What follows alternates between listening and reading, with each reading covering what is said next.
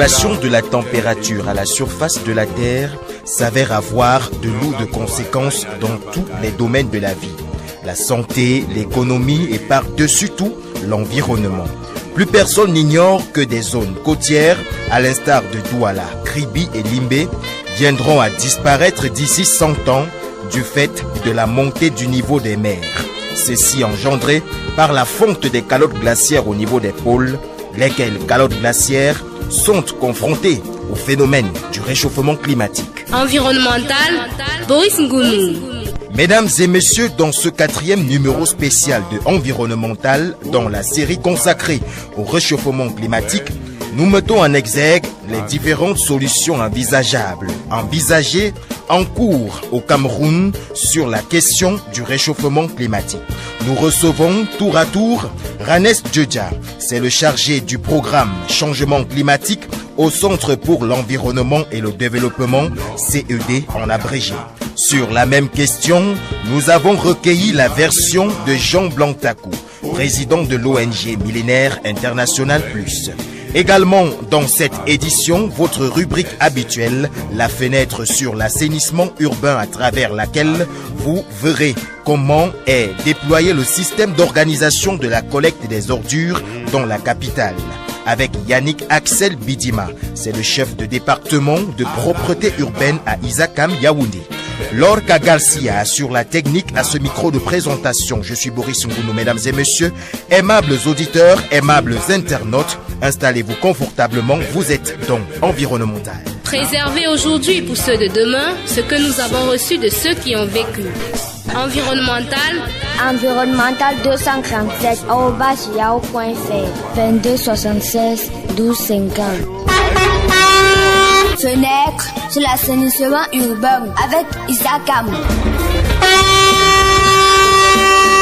24 heures de travail à collecter les ordures ménagères, au nettoyage des rues de la cité capitale, menées au quotidien avec fierté par différentes équipes réparties en 3 quarts de service. Le système d'organisation de la collecte des ordures dans la ville de Yaoundé, nous en parlons dans le cadre de cette autre fenêtre qui s'ouvre sur l'assainissement urbain.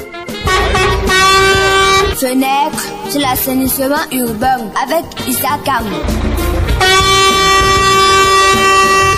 Alors, monsieur Yannick Axel Bidima, vous êtes le chef de département de la propreté urbaine à Isakam Yaoundé. Nous vous remercions de l'honneur que vous nous donnez en acceptant éclairer la lanterne de nos auditeurs sur le système d'organisation de la collecte des ordures dans la ville de Yaoundé. Ok, merci bien de l'opportunité que vous nous offrez aussi d'échanger par rapport à l'organisation qu'on a mis en place. Bon, si je viens sur l'organisation en elle-même, l'organisation qu'on a mis en place est un peu calquée sur le découpage administratif de la ville, où chaque arrondissement équivaut à une zone de propreté. La zone de propreté elle-même, elle est subdivisée en secteurs de propreté où on a intégré une organisation de la propreté qui intègre des circuits de collecte, des emplacements de bacs et des circuits de balayage. Donc sur l'ensemble de la ville, c'est un peu comme ça que nous déployons. Eh bien, est-ce qu'on peut connaître de fond en comble comment se déploie ce système au quotidien à travers les artères de la ville de Yaoundé? Ok, pour assurer la propreté, en fait, la mission de la propreté urbaine, c'est de garantir un niveau de propreté constant et permanent de la ville. Donc, pour y parvenir, on a mis en place 2 gros processus. Un processus de collecte, comme je l'ai dit, qui intègre la collecte porte-à-porte et la collecte à point fixe. Et un gros processus de nettoiement, parce qu'on ne peut pas facilement dissocier la collecte au nettoiement. Le nettoiement, c'est quoi? C'est le balayage, c'est le décapage. Donc pour faire propre, on est obligé d'associer ces 2 gros processus. Parlant de collecte, 2 grands modes de collecte sont mis en œuvre pour garantir un état de propreté acceptable de la ville. La collecte porte-à-porte, qui consiste à faire passer donc camions dans des circuits préalablement définis, et les déchets ici sont acheminés par les ménages auprès de nos camions. Le mode de présentation des déchets nécessite des regroupements par famille ou par tronçon de rue.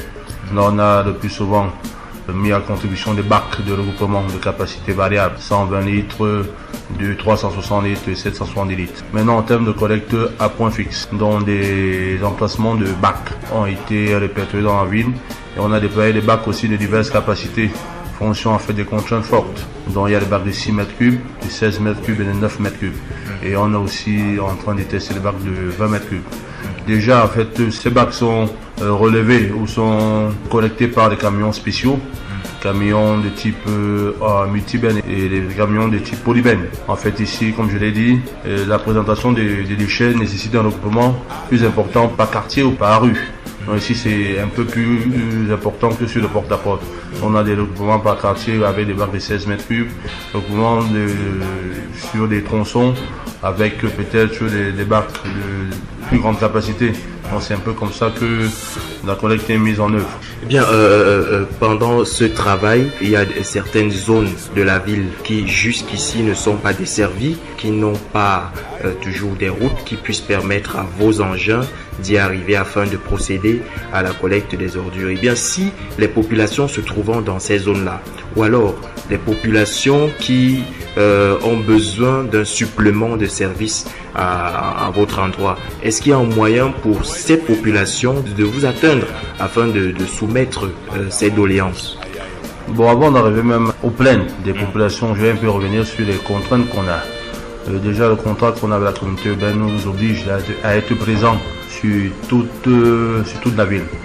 Donc, on a une contrainte forte de présence. Cela nous oblige, comme je l'ai dit déjà, à avoir à peu près le même niveau de prestation sur tous les arrondissements. Maintenant, sur les zones inaccessibles, parce que nous aussi, on est obligé de collecter tous les déchets accessibles. Maintenant, sur les zones inaccessibles, qu'est-ce qu'on fait le plus souvent? On met à contribution des associations de pré-collecte qui remontent les déchets à des emplacements où les camions de collecte classiques pourraient les relever. Ça, c'est un point. On travaille de manière étroite avec les mairies aussi pour faire des opérations fortes de débarrage, pour remonter, comme je dis, pour gérer ce problème d'inaccessibilité. Maintenant, s'il y a des sollicitations particulières ou des plaintes par rapport à la non-couverture, ça peut arriver à la non-couverture totale d'un circuit, on a mis en place aussi un centre des opérations qui est supposé faire la conduite des opérations. C'est ce pourquoi on a mis en place et qui est ouvert 24 heures sur 24. Donc ce centre d'opération répond au numéro 22 04 66 00, 91 60 07 64, 50 61 61 12. Ce sont les 3 numéros du centre des opérations. Donc s'il y a des soucis, s'il y a des préoccupations particulières, c'est bien d'appeler dans ce numéro. Ça nous oblige de réagir promptement. Déjà avec le certificat qu'on a, on est certifié ISO 9001 version 2008 depuis déjà 4 ans. Donc ça nous oblige d'être à l'écoute du client, parce que si on permet de revenir dessus, la norme ISO est à coup sûr focalisé sur la satisfaction du client. Donc on s'organise quand même pour que nos clients soient satisfaits. Bien, pour la bonne gouverne de ces clients, est-ce que vous pouvez répéter une fois de plus ces contacts? Ok, le contact du centre d'opération d'Isacam qui est ouvert, comme je dis, qui est ouvert 24 heures sur 24. Il y a le 22 04 66 00, 91 60 07 64, 50 61 61 12. Alors, je rappelle, vous êtes monsieur Yannick Axel Bidima, vous êtes le chef de département de la propreté urbaine à Isakam Yaoundé. Merci. Merci bien. Fenêtre sur l'assainissement urbain avec Isakam.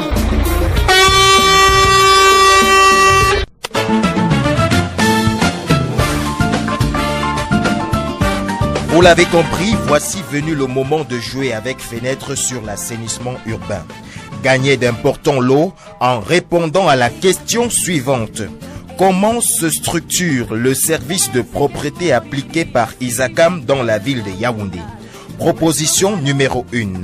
Le service de propreté est réparti en 2 gros processus. Un gros processus de collecte des ordures et un gros processus de nettoiement des rues. Deuxième proposition. Le service de propreté est réparti en 2 petits processus. un petit processus de traitement des ordures et un petit processus de transport des ordures. Donc envoyez vos réponses par SMS au numéro de téléphone 22 76 12 50. Je répète, le 22 76 12 50. Eh bien, pour ce qui est du jeu de l'édition dernière, la question était de savoir le nombre de cartes de service à travers lequel les agents de ISACAM travaillent au quotidien. Nous vous faisions 3 propositions. Un quart de service, c'est-à-dire les agents d'ISACAM travaillent de 6h à 13h. Nous vous proposions également 2 quarts de service, c'est-à-dire les agents d'ISACAM travaillent de 6h à 13h et de 14h à 21h. Nous vous proposions également 3 quarts de service, c'est-à-dire les agents d'ISACAM travaillent de 6h à 13h, de 14h à 21h et de 22h à 5h du matin. Eh bien, sachez que la bonne proposition ici, c'est la dernière, c'est-à-dire la 3e proposition, 3 quarts de service, dont les noms des gagnants sont les suivants. Bertrand depuis le quartier Madagascar, il gagne un parapluie et un t-shirt 100% coton. Nous avons également Nadège Manon du quartier Essos qui gagne 2 t-shirts 100% coton. Nous avons Théo de Nkolmesen qui gagne 2 t-shirts 100% coton. Nous avons La Douce depuis le quartier Biteng à Yaoundé qui gagne un t-shirt 100% coton et un shopping bag biodégradable. Nous avons Olga depuis le quartier Biteng également qui gagne un t-shirt 100% coton et un shopping bag 100% biodégradable. Donc félicitations à tous les gagnants. Dès à présent, présentez-vous au siège de Kiss FM 6 au carrefour Terminus Mimboman, ici même à Yaoundé, et entrez en possession de vos différents lots. Préservez aujourd'hui pour ceux de demain ce que nous avons reçu de ceux qui ont vécu. Environnemental 237@yahoo.fr 22 76 12 50. Le continent africain, riche de sa végétation, notamment à travers le bassin du Congo, reste aujourd'hui la seule région du monde où la quantité de CO2 absorbée est supérieure à la quantité rejetée dans l'atmosphère. Pour la communauté internationale, cette situation est salutaire. Elle doit être préservée, notamment à travers la mise sur pied d'une batterie de mesures visant à lutter contre la déforestation. D'où la mise en place du mécanisme intitulé « Réduction des émissions liées à la déforestation et à la dégradation forestière » RED en abrégé, lors de la conférence de Bali. Celui-ci est ensuite devenu RED+ en 2009 à Copenhague afin d'y inclure l'augmentation des stocks de carbone forestier. Les détails sur le mécanisme RED+, ainsi que sur d'autres solutions face à ce phénomène du réchauffement climatique, c'est dans cet entretien que nous avons mené avec l'invité de la semaine. Environnemental, Boris Ngounou. Ok, bonjour Ranes Djudja. Bonjour monsieur. Je rappelle que vous êtes le chargé du programme changement climatique au CED, c'est le Centre pour l'environnement et le développement. Alors nous sommes arrivés au terme de notre série sur le réchauffement climatique et par rapport à cela nous aimerons savoir qu'est-ce que les acteurs de la protection de l'environnement apportent comme solution face au réchauffement climatique. De façon générale, je pense que la réponse à cette question devrait être saisie dans son ensemble, c'est-à-dire la réponse au niveau international et la réponse au niveau national. De façon générale donc, parlant des changements climatiques, quand on parle de réponse au changement climatique, il y a 2 aspects qu'on ressort. Il y a l'aspect atténuation, c'est-à-dire la réduction des émissions de gaz à effet de serre dans l'atmosphère, et il y a l'aspect adaptation, c'est-à-dire les actions qui sont prises pour permettre aux populations qui subissent déjà les effets de changement climatique de s'adapter, de mieux s'adapter ou alors de subir, d'atténuer les effets, les impacts du changement climatique. Donc, concernant l'atténuation, il y a un certain nombre de mécanismes qui ont été développés au niveau international. Je vais juste citer 2 principaux qui ont été développés dans le cadre de la Convention cadre des Nations Unies pour les changements climatiques et le protocole de Kyoto qui a été adopté en 1997.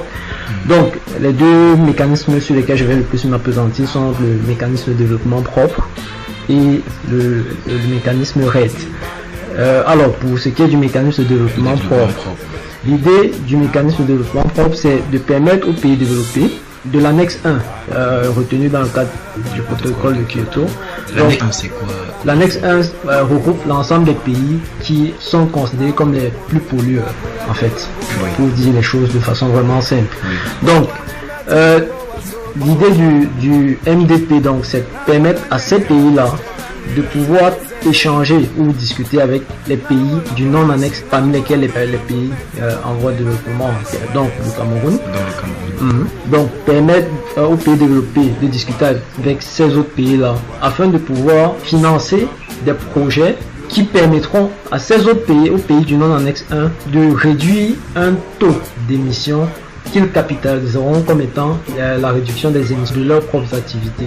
Donc, de façon simple, de façon vraiment schématique, si on prend juste un exemple tout simple, on dit le seuil d'émission est à 100 et un pays comme les États-Unis, qui fait partie des pays de l'annexe 1, estime pour une année donnée, ces émissions atteindront 120. Alors, les États-Unis vont contacter ou du moins entrer en négociation avec un autre pays du non-annexe 1, peut dire le Cameroun, donc entrera en relation avec ce pays-là et développera des activités qui permettront à cet autre pays de réduire ses émissions de 20, ce qui permettra que les 20 issus de cette réduction des émissions sera capitalisé par les États-Unis comme étant les 20 d'émissions en plus que les États-Unis auront eu comme propre émissions et qui leur permettront de revenir au taux de 100.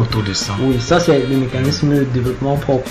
C'est malheureusement les pays africains ont très peu bénéficié de ce mécanisme, mais le Cameroun a quand même pu se tirer de l'eau. Oui, avec un projet avec ISACAM principalement.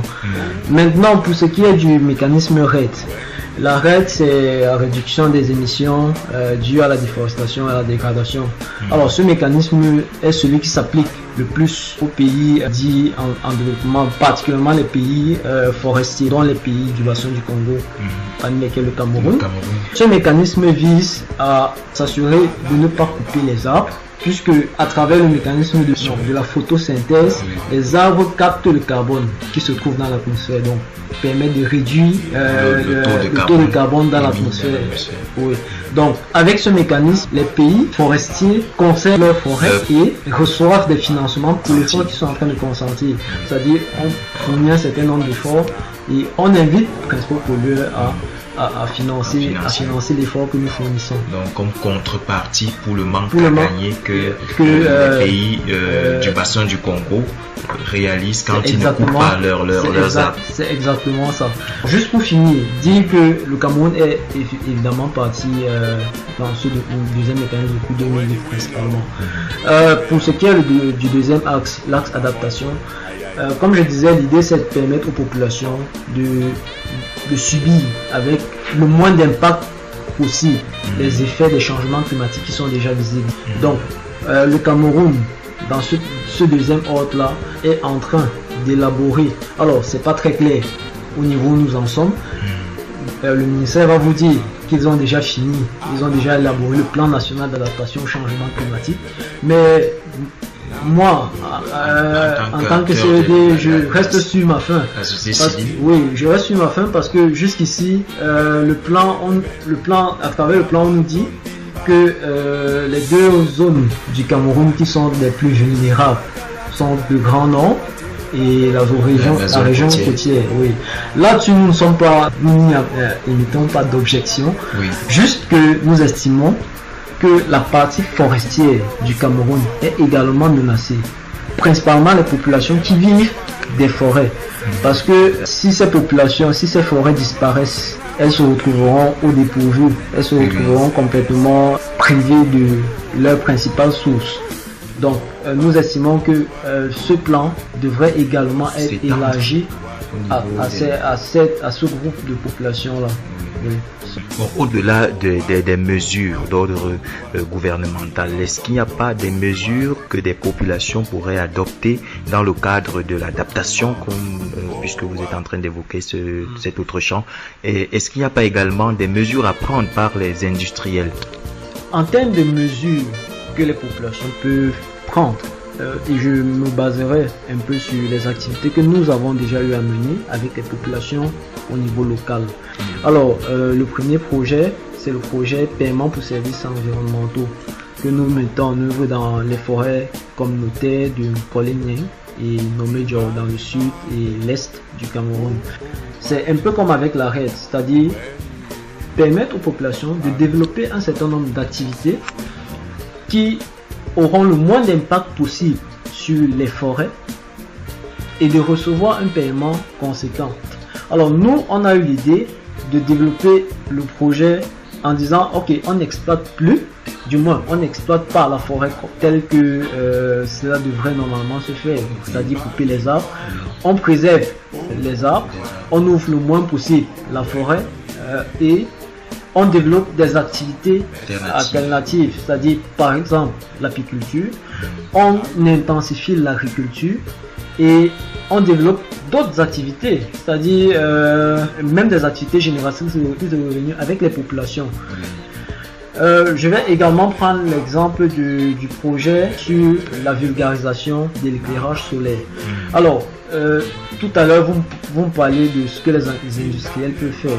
Nous savons tous très bien que l'industrie, très souvent, est l'une des principales, pour ne pas dire la principale source d'émissions de gaz à effet de serre. Les industries, habituellement, utilisent comme source d'énergie les énergies fossiles. L'idée de développement de l'éclairage solaire vise justement à réduire au maximum l'utilisation des énergies fossiles, en l'occurrence ici le pétrole lampant. Alors le projet est développé dans 3 zones, Dui et Linfomor dans le centre et puis Manco dans le littoral. C'est un projet pilote. Donc l'idée c'est de pouvoir permettre aux populations de dire ok, nous dépensons, juste un rappel comme ça, l'Institut national de la statistique nous a sorti une statistique, 40 milliards de francs CFA en zone rurale. Ça c'est la somme que les populations dépensent pour l'achat du pétrole. Par an. Donc nous disons, ok, 40 milliards c'est énorme. Vraiment pour des populations qui vivent en zone rurale, c'est énorme. Comment faire pour permettre à ces populations de faire des économies tout en améliorant leur quotidien? Alors nous nous sommes dit, on va commencer quelque part. On leur propose des lampes solaires. Des lampes solaires pour remplacer les lampes tempêtes. Et en remplaçant les lampes tempêtes, c'est non seulement c'est des économies qu'elles font, c'est un mieux-être pour elles parce que les enfants ne vont plus lire avec des lampes tempêtes ou des bougies, mais auront des lampes, un éclairage de bonne qualité. C'est une source de pollution en moins parce que peut-être on va dire c'est négligeable, mais si on multiplie 200 000 lampes en termes d'émissions, ça prend une autre proportion. Donc comme je disais, c'est une source d'émissions en moins. Et ensuite c'est la santé de ces populations qui est améliorée. Pourquoi? Parce que respirer le gaz carbonique qui ressort des lampes, c'est pas forcément la meilleure façon de vivre. Donc ça c'est un autre exemple de projet que nous menons au quotidien et qui peut permettre effectivement de lutter contre les changements climatiques. Toujours à propos des mesures d'adaptation face au phénomène de réchauffement climatique, nous avons mené cet autre entretien. On écoute et on se retrouve juste après. Bonjour, Jean Blanc-Takou. Bonjour. Je rappelle, vous êtes le président de l'ONG Millénaire Plus International. Vous faites dans la préservation de l'environnement au Cameroun. Eh bien, dans le cadre de cette édition consacrée, n'est-ce pas, aux solutions face au réchauffement climatique, nous aimerons savoir ce que votre ONG fait au quotidien pour atténuer ou alors limiter le réchauffement climatique pour ce qui est du cadre du Cameroun. Mais à notre niveau, c'est un peu très difficile parce que c'est un problème mondial. c'est comme le vent qui passe. Même si vous prenez les initiatives à votre niveau, les autres ne le font pas, vous êtes tous victimes. Justement, puisque c'est un problème global, il est question que des efforts soient combinés. Bon, pour vous, quel est l'apport que vous apportez à l'effort qui devrait être généralisé? Oui, l'ONG Millénaire International, notre organisation qui fait partie l'une des branches de la société civile, au quotidien, nous essayons de sensibiliser les populations à la base et de communiquer avec eux. Et les solutions que nous leur apportons, c'est pouvoir planter les bananiers, parce que j'aurais bien dit que les arbres ont toujours un effet à jouer, mais nous sommes avec la population à la base. Plus des arbres, ça baisse encore la production et la pauvreté va toujours continuer à s'accentuer. Donc il y a les bananiers à planter, il y a les fruitiers à planter. Il faut beaucoup de fruitiers, comme ça, ça arrive à atténuer les effets des gaz à effet de serre. Mais la solution qui n'est pas une solution qui devait se prendre de façon globale, mais vous savez que dans notre société, dans notre monde aujourd'hui, il y a ceux qui traînent les pas parce qu'ils ont leurs intérêts.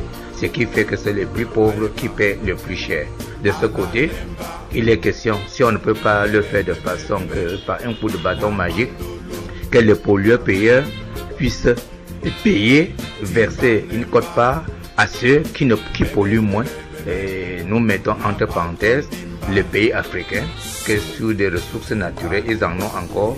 Et comme les arbres ont un très grand rôle à jouer dans le processus, alors que nous puissions, en gérant de façon très rationnelle, de façon très étudiée les arbres, les coupes des arbres, que les autres, les pays industrialisés puissent payer la quote-part aux pays qui produisent moins et sur le même point qui sauvegardent notre nature en préservant la nature par la coupe rationnelle des arbres qu'ils disposent. Et il y a un volet, parce que quand nous parlons de solutions, il y a aussi la pauvreté qui joue. Nous avions surmonté cela comme un côté spécifique.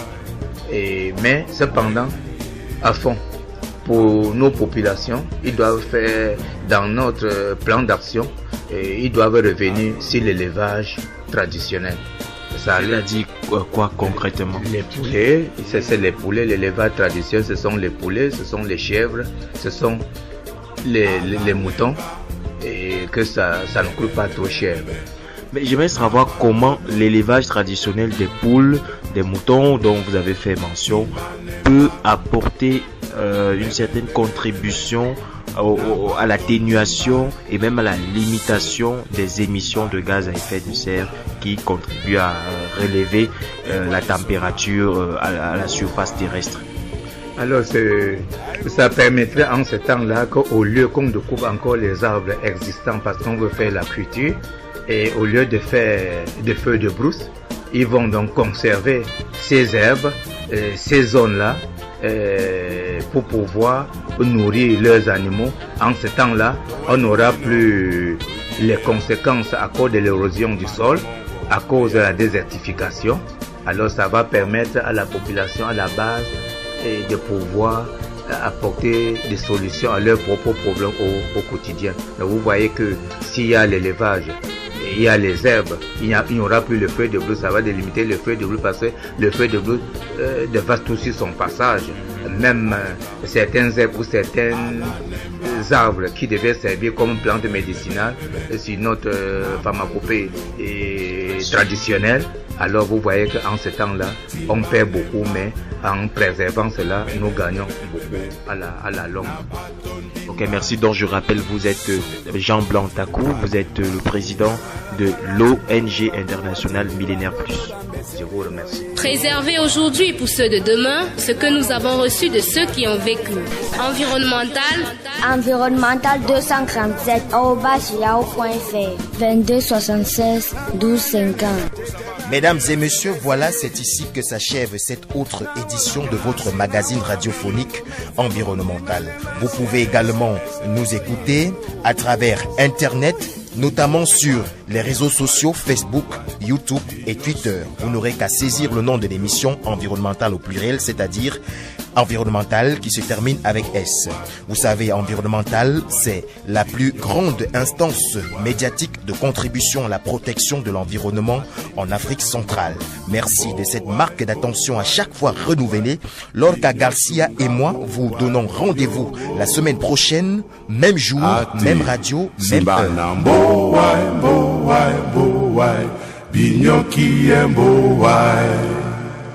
Enginglayi ewesi